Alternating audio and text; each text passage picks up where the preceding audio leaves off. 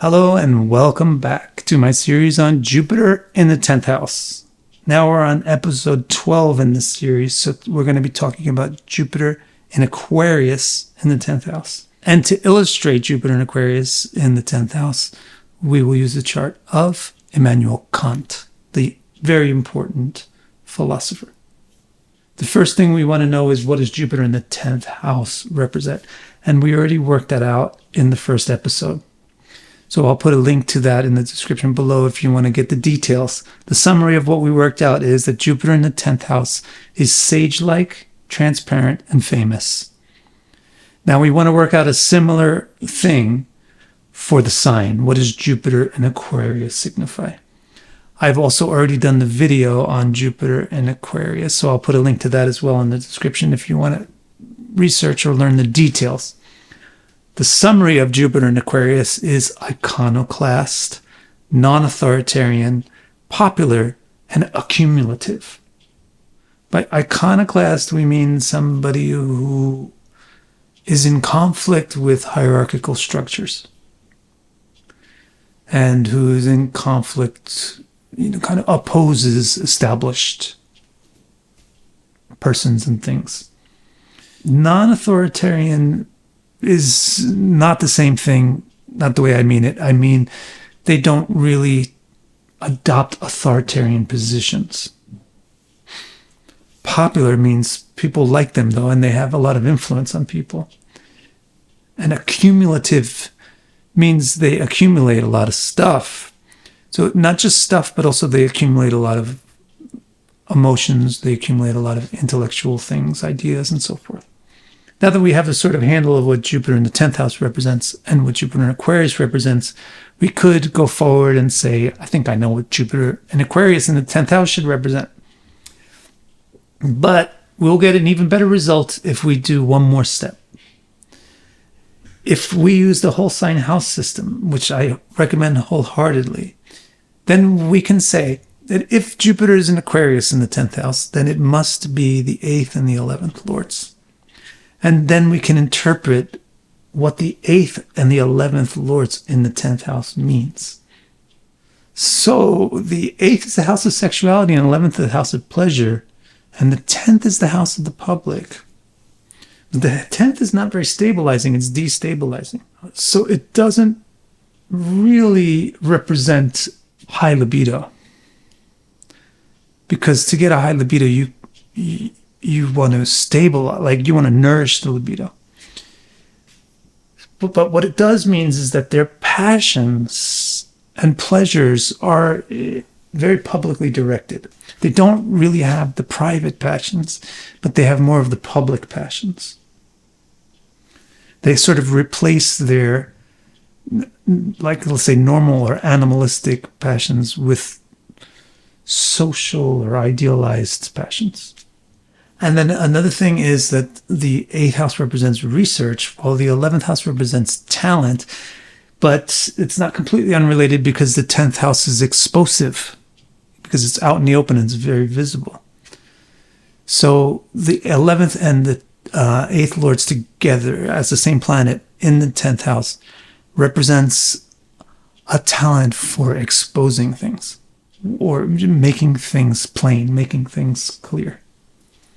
Now that we know these three things about Jupiter in Aquarius in the 10th house, we can do a good job of saying what it should basically represent.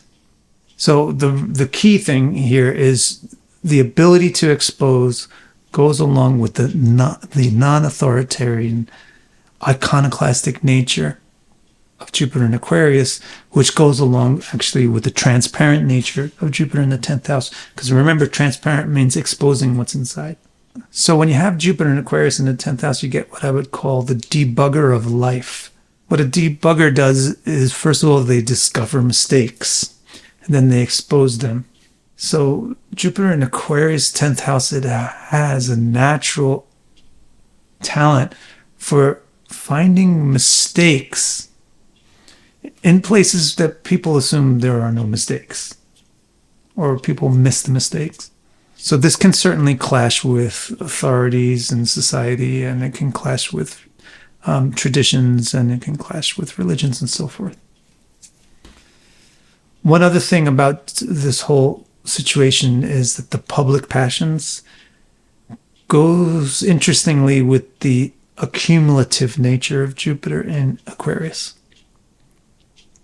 So they have a lot of passion to accumulate things of an airy nature, things of a public nature, things of a non-tangible nature.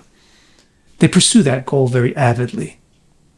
So our example for Jupiter in Aquarius in the 10th house is Immanuel Kant.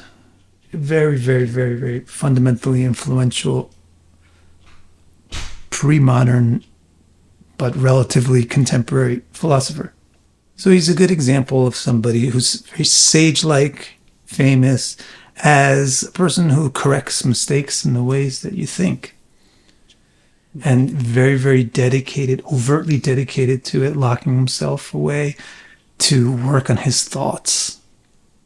We could say of him that he has a very abstract intelligence. His intelligence is extreme and abstract. How would you notice that from his chart? Is it from Jupiter in Aquarius in the 10th house? No, you could kind of wiggle and push and say, well, the public passions thing has to do with acquiring ideas. But that's really not what's going on with Kant's chart. The abstract intellect and the abstract influence on Kant's chart is really quite obvious. First of all, his 8th lord is in the 10th house, trining the 1st lord. So the 8th lord is the lord of abstract and mysterious things. It is in the 10th house.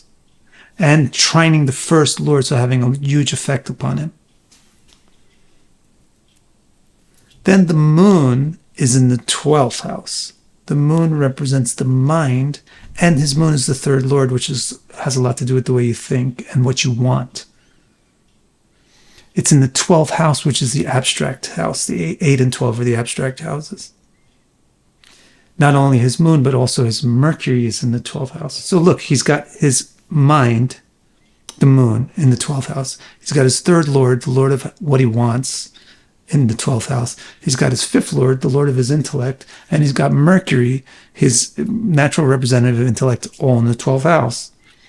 And the 12th house is all about abstract spiritual concepts. Additionally, his 12th lord, which is Mars, aspects his 9th lord and Jupiter and squares Mercury. Not only is everything going into his 12th house, but his 12th lord is also getting out there and influencing everything else. And then that Mars is in what is called a Nichpang Raj Yoga due to its house exchange with the moon, which further links the 12th and the 3rd house. So his 12th lord Mars is in Cancer, and the lord of Cancer, his 3rd lord Moon, is in the 12th house. So he's made an exchange between the 12th and the 3rd house. That is an empowered exchange in his case because it's creating Nichbhanga, which is the helping a planet out of debilitation. Mars is debilitated, but its exchange with the moon, the owner of his sign, it takes it out of debilitation. So I think now you can see how the individual's chart lets you get a clearer, more fine-tuned, more specific grasp from a template, such as an idea of what does Jupiter and Aquarius in the 10th house represent, which itself is a more specified form of a more general template of what does Jupiter in the 10th house represent. That's how astrology works, and that's how you interpret charts. If you want to understand the whole context of your chart, the soil in which your interpretive seeds grow, then visit my website, vicdecara.com, and click Readings. My complete chart report explains each and every nook and cranny of your chart and will keep you occupied in self-discovery for years. I also have 2 groundbreaking new reports. The first of these, Your Nakshatra, organizes your active nakshatras in order of their importance to you and presents the fundamental interpretations for the planets that occupy them. The newest report, Star Strength, uses a system called Tarahabala to unfold 90 interpretations of the nuanced relationships between all the planets in your chart, which paints a rich and detailed picture of how your various strengths cooperate or compete with each other. Order these or any of my reports and accelerate your journey to deeper self-understanding.